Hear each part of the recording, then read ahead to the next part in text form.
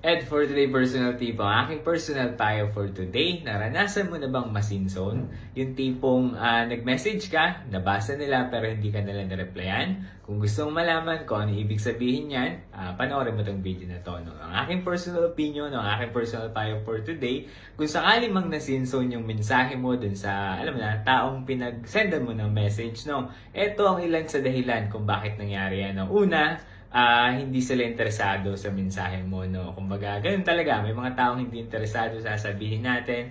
Okay lang yan. Pangalawa, busy sila. May mga tao din talaga na, alam mo yun, busy sila sa umaga, sa gabi, o talagang busy lang talaga sila kaya hindi ka nila ma-reply, no? Pangatlo, hindi ka importante sa taong yan, okay? Masakit na ang totohanan, pero ganun talaga. Gayun pa man, ang aking personal payo, may kinalaman dito at gusto ko na sabihin sa'yo na okay lang yan. Kailangan matutunan natin na tanggapin na ganun talagang buhay na we have to respect, we have to understand. Kailangan natin maintindihan na may mga bagay talaga na hindi natin makukuha yung reply na kailangan natin dun sa mga taong message natin. Parte lang ng buhay yan, wag mong dadamdamin yan dahil ganun talaga.